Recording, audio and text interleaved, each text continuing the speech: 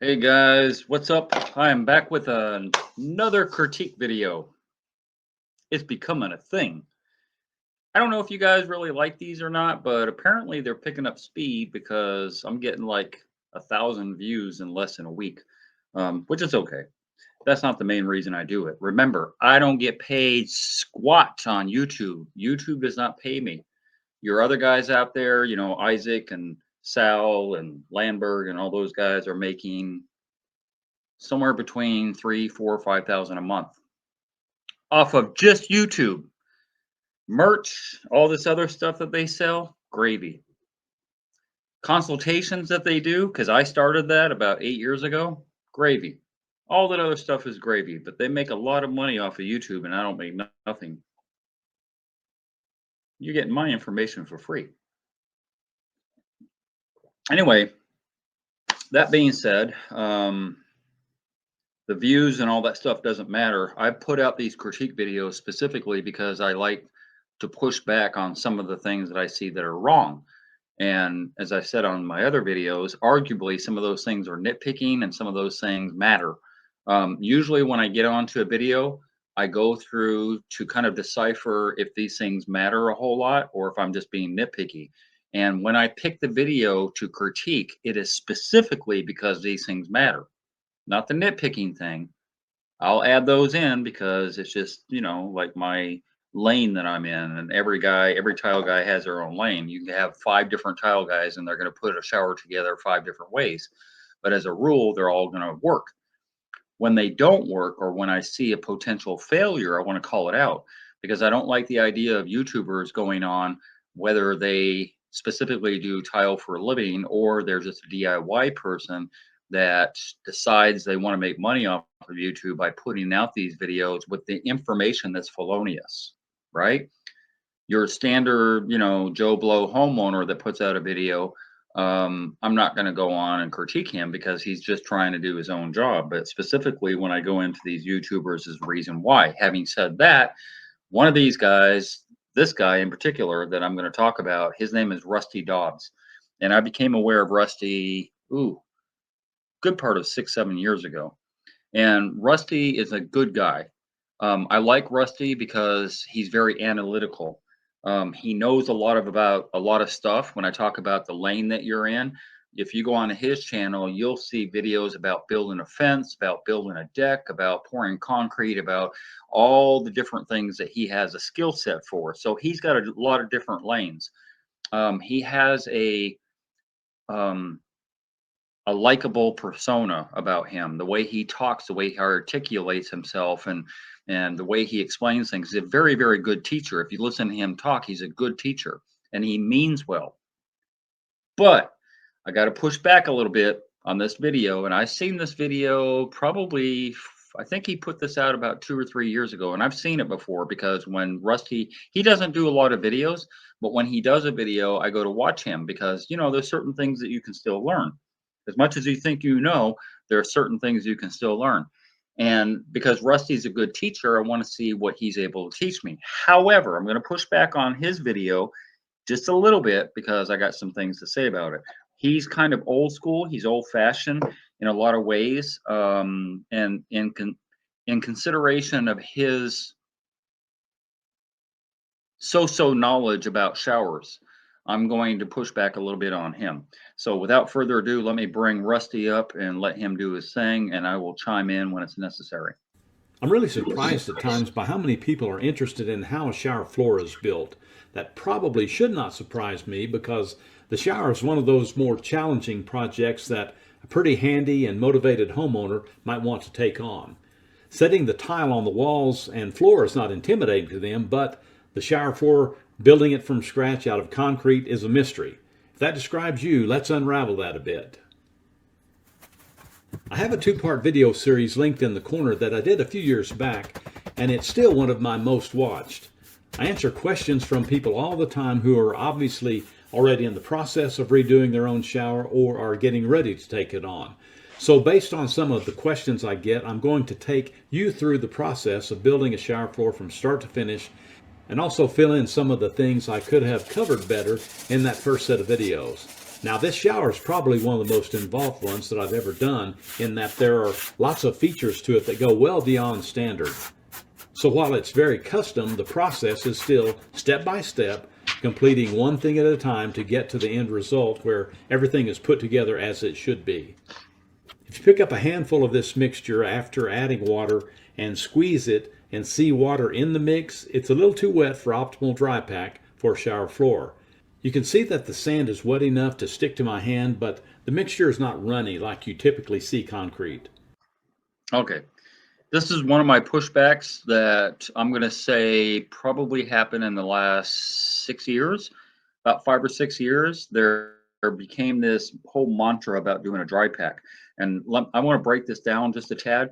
The dry pack, meaning that you're not adding as much water as you would say you were laying brick, the way you saw Rusty do with the brick curb, which I disagree with, and I'll get into that later. That type of brick requires a lot more moisture in your mortar in order for, the bricks to stick to each other, as opposed to a dry pack. And the reason being is because if you're going to do a water in, water out system, you don't want your sand particles and your cement as compact as possible. You want them to be a little bit loose, meaning the mortar shouldn't be loose, but the way the water gets into the mortar will be easier with a dry pack, what they call a dry pack. There's never been, that I know of, a formulation of, oh yeah, if you want to do a dry pack, it's going to be 60-pound mortar bag plus 2 quarts of water. There's not a formula that anybody has been able to be out there and describe. This is how you should do it. That being said, I skipped by. I actually edited out the first part of what he's showing here, where he actually mixed his sand and his cement together. So it's 1 part to 4 parts, right? So it's 1 part cement, and he literally opens a bag of cement, shovels out 1 part, and then shovels out 4 shovels full of cement, or sorry, of sand.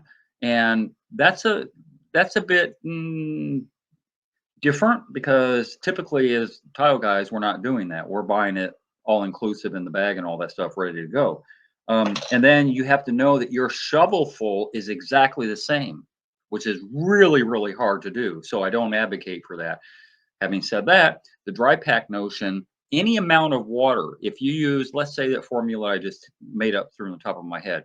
So yes, you're going to use 2 quarts of water per 60 pounds of, right. If you used 1.5 quarts of water, it would still stick together and crumble once you let loose. If you use 2.25 quarts of water, it would still do the same thing. If you use 1 quart of water, like almost any amount of water is going to make your sand and your cement stick together in the palm of your hand like a snowball, like they always tell you. So there is no way, there's no defining way that you know that you have a dry pack. Having said that, we don't care about dry packs anymore, because if you are still doing a water in, water out system, you're still using a telephone booth. We're just not doing it anymore. We have sealed system now. So doing a dry pack is out the door.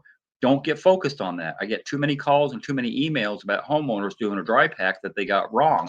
And it's dusty and it's sandy at the top, and they vacuum it out and it's still dusty and it's ruined because they didn't use enough water. That chemical reaction with your cement doesn't happen if it doesn't see water, if it's dry. So please, please, please stop with the dry pack already. Thank you. Dry pack that's a little too wet will still work fine, but it's just a bit more of a pain to work with when floating a shower floor. When the sand mixture is compacted into place, you can then take wood strips and use the edges to cut the material and shape it to the slope and configuration you need for your shower floor. Learning to work with dry pack is the single most important skill that you need to develop when doing a shower floor. You get better at it the more you do it, and I now routinely tell people when I'm answering questions about building a shower floor that the second one they do, if they ever do a second one, will definitely be better than the first. And it's because the more you work with dry pack, the more you begin to understand how versatile it really is, and you get better and faster at working with it. True. Since this shower is being built on a wood subfloor as opposed to a concrete slab, I needed to verify that the structure of the floor is able to carry the weight step, as well as help tie the whole step together after the bricks are set.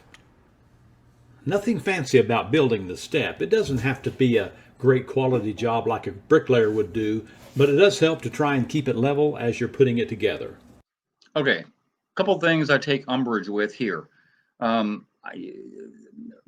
You can huff and puff and blow it down, and like Goldilocks, it'll never blow down. You can make it as sturdy and as rigid and solid as you want to make it, but it's still going to fail. Okay. One of the things, one of my pushbacks is that I don't know what Rusty did up underneath of there. If he put wire, I think he put wire lath under there, but the wire lath is now stuck to the floor. Hopefully, he stapled it to the floor. Let me back up and see if he showed that at all, because I'm almost certain. Yeah, he put wire lath below it, so that would be the anchoring of that brick. You know, there's a wire lath. Yeah, he's screwing it to the floor. So that's what anchoring you have for that brick. Otherwise, you don't have any anchoring, right? You can't screw brick into your floor.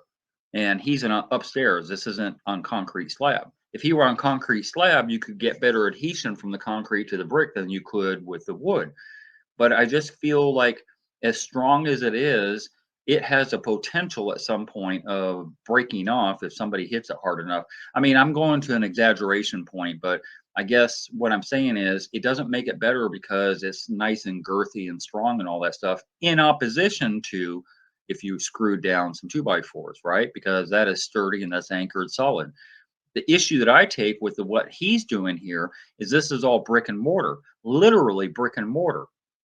And so then he's going to tie in his shower pan material, right? Both his pre-slope, because he's going to do a pre-slope on here.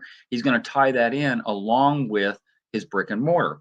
And I don't know at the end if he waterproofs it or not. If he waterproofs it at the end, he's golden. But if he doesn't waterproof it, then he's just allowed all of his brick and his mortar to wick into each other, and it's going to ruin the outside floor. Even though it won't ruin the curb, it's going to ruin that wood to the left and to the right, and it's going to ruin the outside floor. Guaranteed 100%. I'm going to add what's called a pre-slope now, which is a layer of dry pack that slopes from the outside of the shower down to the flange on the shower drain. The only purpose for this is to provide a surface for the shower pan to rest on that will direct water to the drain if water ever reaches the shower pan. That's it. Doing a pre-slope is really good practice for the next layer of dry pack, which is the really important one. I'm using 1.5-inch strips of 2x4s and the bottom plates on the wall and seat to give me a gauge on how thick the pre-slope needs to be. Okay, so he's using the bottom plates as a gauge, right? And that's a 2x4, which is 1.5 inches. So he's a little bit beyond the 1.5 inches. It looks pretty thick, actually, by his left foot there. It looks larger than 1.5 inches. It just feels like there's a lot of unnecessary buildup. And I will say this about pre-slopes, because everybody knows how I feel about that topic. The pre-slope is an antiquated process that we don't have to do anymore with a sealed system. But if you're going to do a pre-slope, you don't need it that thick. You really don't if you're going to do one. Another thing I don't agree with is if I'm going to do a pre-slope, I'm going to put some of that same wire mesh that you put down for the brick. I'm going to put that for my pre-slope, because where it goes up to the drain, it's going to go, let's say he went 2.5 inches up, which looks about right. 2.5 inches, and then he gets down to the drain, and now you have like 1/2 inch or whatever. You have 1/2 inch of loose mortar around your drain. I want something to grab that mortar so it doesn't crack. So I just feel like he should have used some wire mesh up under that pre-slope. It's going to taper down all the way to the flange on the drain, where the thickness of the dry pack at that point will be maybe 1/4 inch. It will crack there, which is fine. No. I use my hands, my fist, my fingertips, a large trowel and a small trowel to press and pound the dry pack into place. I don't know how thick that brick is, but he's already gone up with that pre-slope. It looks like almost to the top of the first row of bricks. So I think that brick is probably 2.5, 3 inches tall, sideways there. And it looks like he's basically covered that area. That's a very thick dry pack, even though he said down to the flange of his drain is going to be about 1/2 inch. I don't believe that. It might be though. Then shape it to the slope and contour that it needs to be. I use 1/4-inch strips of 2x4s of varying lengths to cut the dry pack. This is something you have to learn how to do. It's not difficult, and it is kind of fun. In addition, it's a lot of physical work on your arms and shoulders. Again, the goal is to get a straight line that tapers from the top of the dry pack at the exterior of the shower down to the flange of the drain, and then cut and carry that line all the way around the shower. Once you have packed the material well, you can trowel it with the flat trowels. In my case, mostly I use a small plaster trowel to smooth the surface, just like it would if I were finishing concrete. It's not going to be just like concrete because that's not really its purpose. But if you do it right, you can create a solid surface to set tile on. The only other thing to remember is that you want to place the entire floor as a part of one single process. Don't do half the floor and come back the next day and finish the other half. The larger the floor is, the greater that challenge is. The following day, the pre-sloped dry pack is set up and ready for the next step, which is to install the shower pan. You may wonder if the pre-slope is really necessary because it's going to be covered with a shower pan anyway, so does it really matter if it's there or not? My answer to that is if water ever gets to the shower pan, you want it to work its way to the drain and not pool up under the shower floor. So you want there to be some kind of slope to the drain. Okay, so it's going to pool up. I'm not going to go through the whole diatribe I go through with pre-slopes because I disagree with them. You got enough mortar in there. You got at least 3 or 4 bags of mortar. So you're talking about 200 pounds plus of mortar that will wick up water always. Water won't pool until all your mortar is 100% saturated, and the excess will pool somewhere. And that excess will be minuscule because the surface of your bottom flange, where those weep holes are with the locking flange, is a 1/4 inch at best. A 1/4 inch, maybe an 1/8 of an inch, because that's the edge of a drain. An 1/8 of an inch of water at best would be laying down there at the bottom. But as you take a shower, that 1/8 of an inch water finds its way out. It just finds its way out through the weep holes and the troughs and all the cutouts that are inside the barrel of the drain and all that stuff. And then the new water takes its place, same as in water in, water out system. That's the way it's designed. That's the way it would work with or without a pre-slope. That being said, I don't agree with Rusty cutting this big, because I don't want to stop it incessantly, but I don't agree with this big giant cutout that he does. Also, he talks a little bit when he does the cutout that he's not going to put caulking in there because he doesn't feel it's necessary.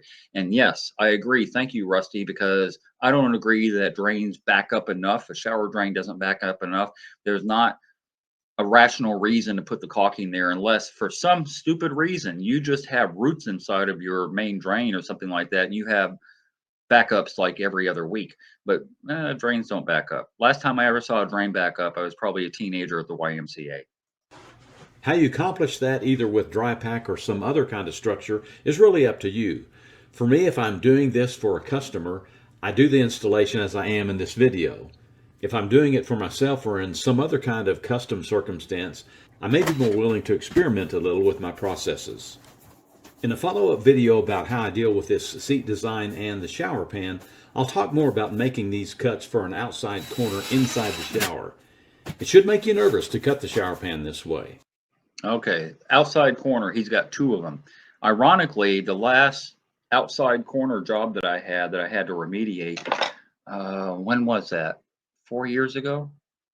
I think it was four years ago that I had to do something like that for a customer who had a multi-million-dollar house, and he had 2 outside corners just like that failed. It wasn't a bench, it was 2 walls with 2 outside corners. And when I did a dissection, and that video is on my channel, I forgot what it's called. When I did a dissection and why it failed, those were the 2 spots, because when I pulled out the pan liner, all the water stains were at that 2 corners. And the way he remediates that, the way he fixes that, is the exact same way the tile guy did on that job I did.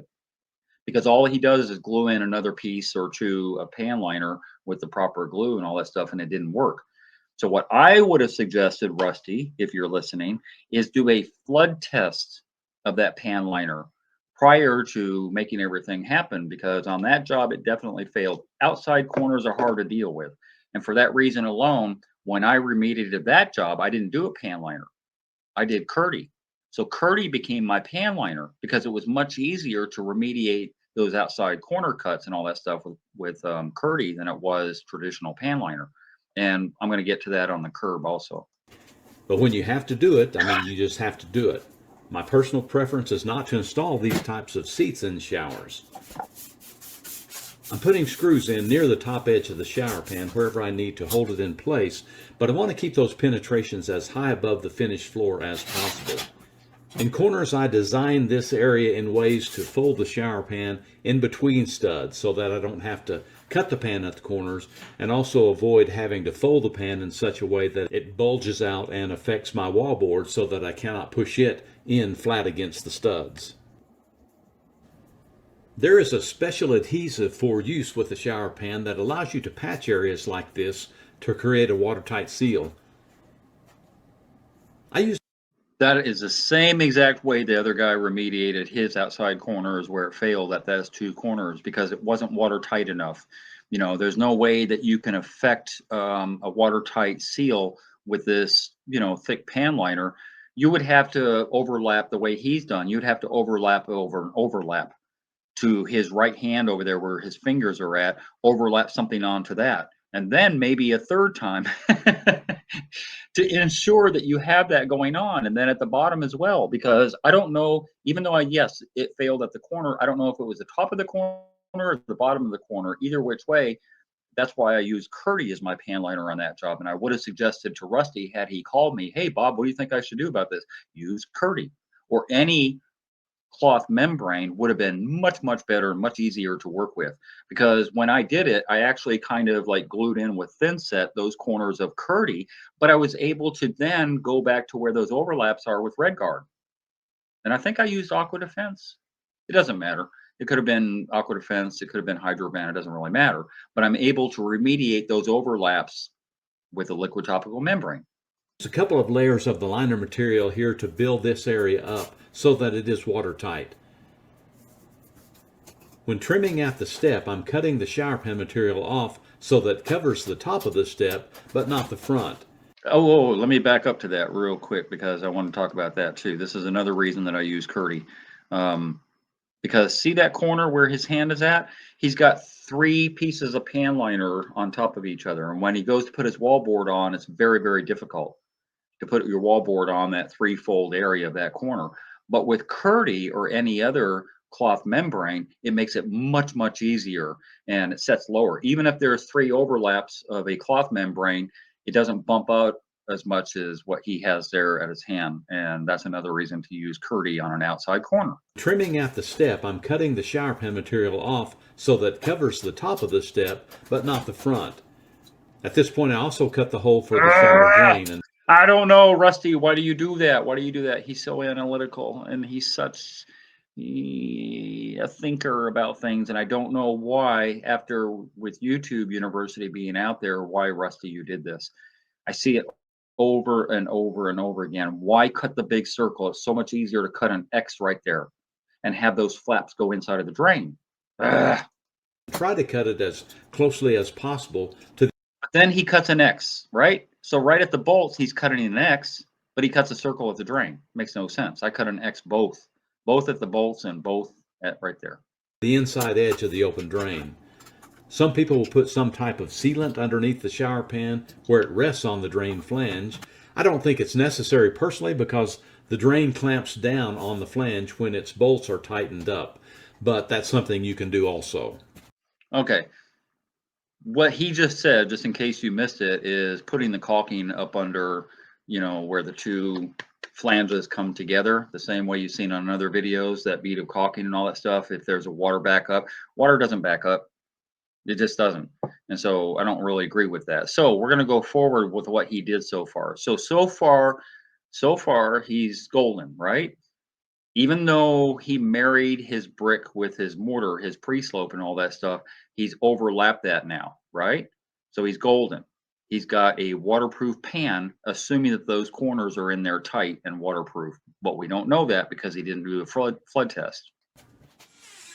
My next task is to cut pieces of metal lath that will wrap from the front of the step over the top and then into the shower.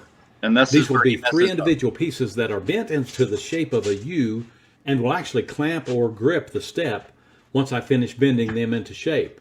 This is particularly useful in this shower because we have 2 large panels of stationary 3/8 inch glass with a 3/8 inch glass door that hangs off of one of the panels. So I'm going to beef up the step more by using a method I don't often use, but it's actually a really good way to build a step as well. Well, it's a really good way not to perforate your pan liner. That's more to the point of what he should say, because he's going to float that curb. But that floated curb is going to get married to his shower pan mortar. So now he's made it possible, because I don't know if Rusty actually waterproofed this shower. I don't recall. I have to go back, but I'm almost certain he did not. So now to the left of that wire mesh on his curb is going to be his pan mortar. And his pan mortar is going to be covering up and around his curb. So when his pan mortar gets wet, because it will wick into his curb and ruin the outside floor. 100% guaranteed. But before I do anything further with the step, I need to drop in the final dry pack to set tile on. The process is the same as it was for the pre-slope, except this time I'm going to be even more precise and shoot for 1.5 inches to 2 inches thickness completely across the floor, including around the drain. It matters a lot that you get everything right on this dry pack, because tile will be set on it and there's no way to go back and fix anything, with the exception of maybe slight surface imperfections. The goal is 1/8 to 1/4 inch per foot slope from the perimeter of the shower floor down to the drain. I did. Okay. The old pebbles at the drain. So I'm going to go on this for a minute, because it would be, I would be amiss if I didn't mention this another time. Another one, DJ Khaled. The reason that I don't like pebbles around the drain is look at some of those pebbles. Some of those pebbles are so small. When you're packing down your mortar around the drain, and he's going to talk about that, because he even specifically says, I don't really do a hard pack around the drain where the rocks are at. But I know why he's saying that, because he doesn't want to come across as, oh, I just packed down some of those rocks into the holes. A rock is a very dense material.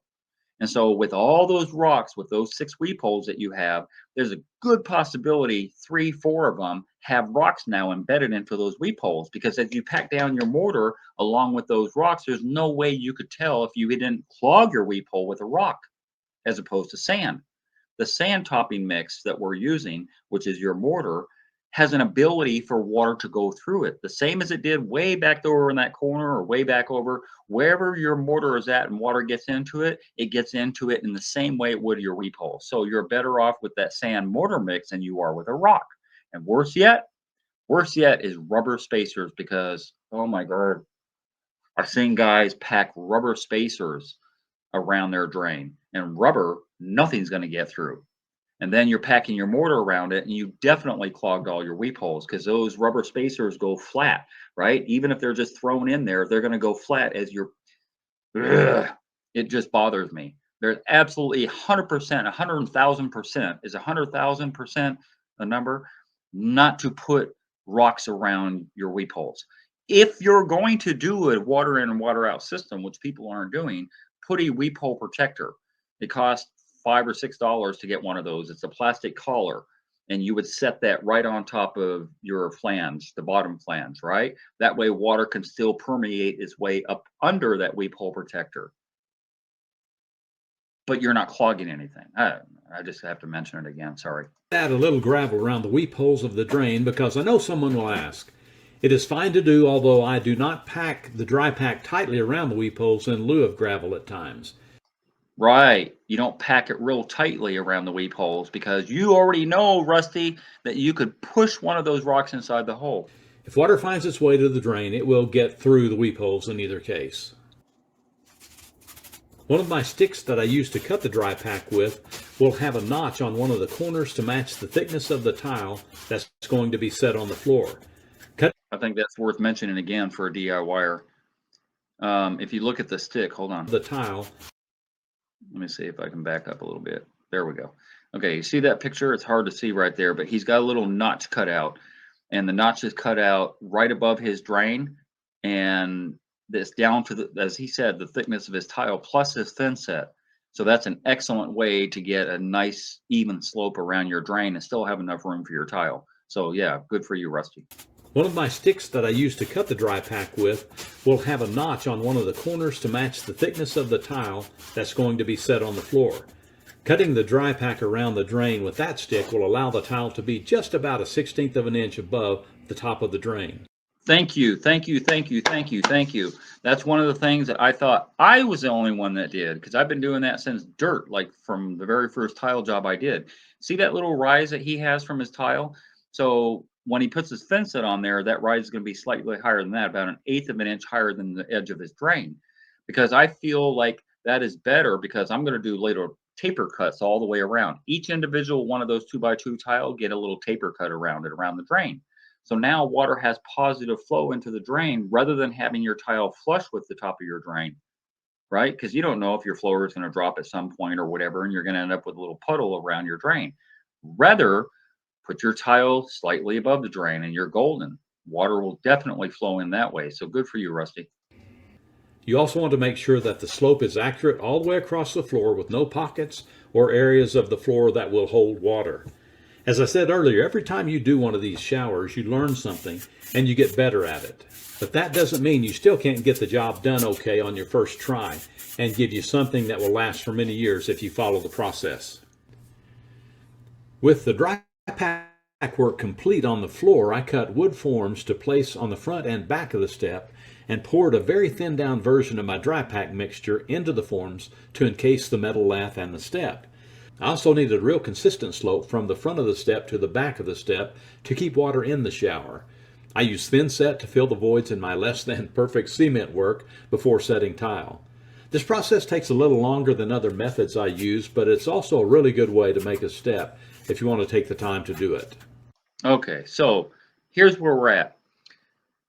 Even if he's doing a water in, water out system, which I believe he's doing on here, we're going to see that when he starts laying the tile, because I don't believe he's going to waterproof anything. If he did waterproof, if he went forward from this point, right, at the point we're at right now, and he put a layer of red guard, he put a layer of aqua defense, a layer of hydroban, 8+9, it doesn't really matter what it is. If he only on top of this surface and around the curb wrapped it with a sheet membrane, he would be golden. But because he didn't, he's married his mortar to his curb. And you saw his curb is solid. It's solid from within and from without.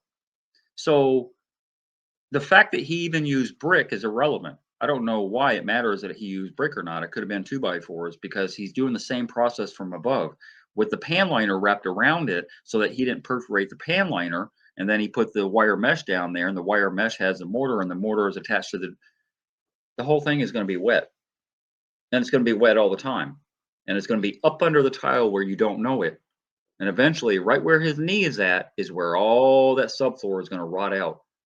And it's going to rot out from the bottom too. The only thing he saved is his curb, because if that was a wood curb, that water where his knee is at, where it wicks out, is going to go up under the curb, and it's going to rot out those bottom plates of his curb. Except that he used brick, so yeah, he saved his curb, but he didn't save his shower.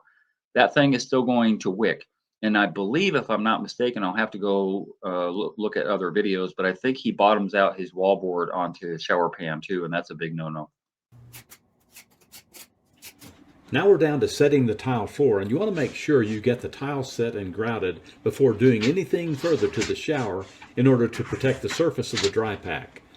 The dry pack is a great product for use on the shower floor because it allows water to pass through it easily and make its way to the drain, but the surface of it will break down if you start putting any kind of foot traffic on it.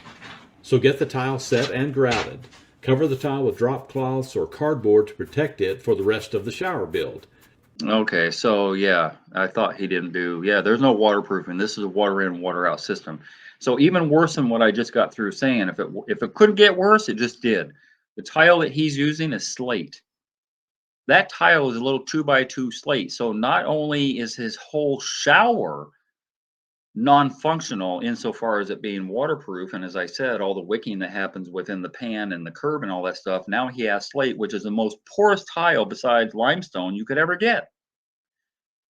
Both the slate tile that he's using and the grout is porous. And so all water will go right through that slate in less than 5 minutes of using that shower. 2 minutes later, all that tile is saturated. Whether or not he uses a sealer doesn't really matter. The sealer is not meant to keep water out, it's meant to keep staining from happening. So the sealer will not help him. Arguably, maybe a little bit, but it's not going to help him. That's a very, very porous tile on a porous shower pan with a porous curb. all a recipe for disaster. I'm just saying. I lay out the tile in such a way as to make as few cuts as I can. I hate cutting these small floor tile pieces. When I get the layout the way I want it, I pretty much start with setting individual sheets of tile as they lay on the floor. As I'm setting a sheet, I make sure and press every individual piece of tile in the sheet into the thin set. Around the drain, I knock off the sharp edge of the tile on the tile saw, and if need be, I take a Dremel tool and polish the edges more as needed. Yes, perfect. That's what I was talking about. Raise that tile around the drain, and then, as he said, knock off the edges, which I'm using the word taper. Taper those edges, and you have a nice positive water flow. I'll pick up from here in a follow-up video where I talk about building the seat and the kinds of things I keep in mind to make sure the seat isn't a leak problem down the road. As I said, I'm not a big fan of building seats in showers this way, but sometimes that's what. Beautiful, beautiful shower. That's a beautiful shower, Rusty. I love it. I absolutely love it. Um, and if I look at the curb tile is also the field tile, right? So he has grout lines at where the 22 and a halves are at, 45, 22 and a half, whatever you prefer. He has grout lines there. He has, well, that's 12 by, that's not 12 by 24, is it? I don't think that's 12 by 24. Anyway, so he's got half a dozen grout lines, if not more, 8, 9, 10 grout lines on top of his curb, and including all of his porous material, which I talked about before. It is it's a beautiful job. I'm not taking away from Rusty's ability to do the tile work. I'm not taking away from his ability to be analytical and all that stuff, but I'm saying it is almost without a doubt. Look at that. That's just gorgeous. I like the color variance or the, what do you call it, the contrast with the body. Look at all those body sprays. 1, 2, 3, 4. There's 4 body sprays plus a wand, plus I think there's an overhead rainforest head and all that stuff. Like that's just, it's a car wash for a human. Body sprays we used to do quite frequently going back about 12 years ago, 12, 15 years ago. We were doing a lot of body sprays. And I haven't done one now for, I think it's probably been 7, 8 years since I've done a body spray. But the body sprays are kind of useless, and so is overhead rainforest thing. But anyway, yeah, I wanted to just kind of go through, as I said before, and not to detract from Rusty Dobbs because he's very, very qualified to do a lot of different things. But the critical thinking about how does water get in, get out, what does it do? That's the part that I think he missed the boat on. So as much respect as I have for you, Rusty, I think you got to get up with the times and start waterproofing your work. Because if all you did, everything else being equal, I don't care that it was brick curb. I don't care that you used a wire mesh and put mortar in there. I don't care about all that stuff.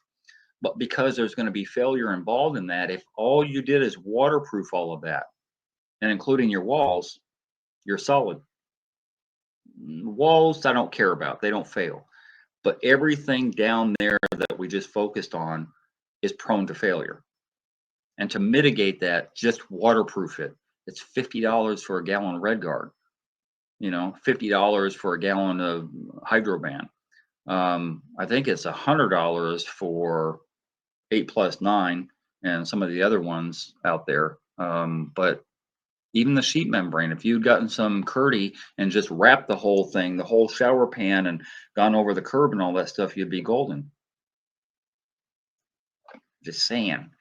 I didn't really mean to pick you out, but I had to show people. Sometimes when I'm on the phone doing a consultation, I'm a very visual type of guy. Like I can see things and I can understand them better than if I'm just talking to somebody. When I'm talking to somebody, they're like, "Well, what do you mean by that?" I'm like, "Damn, if I were there, I would show you what I meant because I can't put together what I'm envisioning in my brain to somebody else and transfer that knowledge." But with these videos, I can. When I tell people don't do this because this could happen, then I've got a video as a backup. And then I can visually show them by just dropping the video to them and watch this video, you'll see what I'm talking about. So that's why I did this video. It's not to badger him because he's, like I said, much respect to this guy. I really, really do respect him, regardless of my critique. But but I need to show people why things fail. This isn't something that I'm guessing at. This is something I know, because every shower that I build, I take out first and I see those failures. And like the NTSB does when a plane crashes or a train or whatever, they go together and pull things apart and then put things back together and find the failure. And that's what I do on every shower that I take out. So these failures that I'm talking about with the wicking action, all that stuff is real. I have videos on my channel that show that. So I have to call it out. I have to call out a mistake when I see it. And that's the reason that I'm doing these. Anyway, that's enough. As I said before, I have 2 or 3 more videos down the pipeline. If anybody else has a video where they think somebody has kind of screwed up, not a homeowner, but a so-called professional, drop it in the comment section, drop a link, and I will go through that video if there's any good information that I can provide to kind of dispel some of these myths that are involved with some of these videos guys put out. Because I'm quite surprised.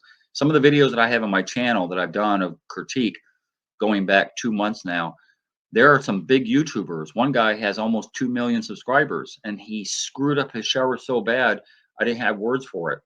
And so just because somebody has a lot of subscribership or just because a video has 900,000 views doesn't make it right, right? So that's why I have to kind of push back.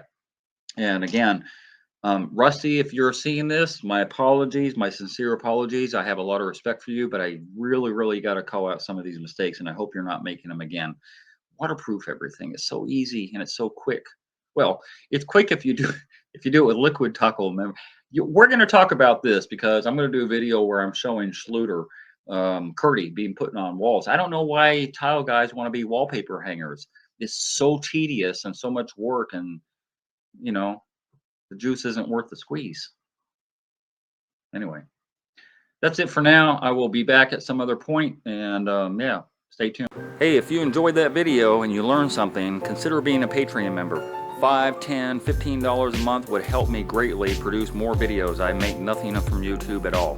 If you're going to call me for advice, please donate $50 for 30 minutes. My link to my PayPal and my Patreon account is down below. And if you haven't already, hit the subscribe button and hit the bell so you get immediate notifications as soon as I post videos. And thank you very much for your support.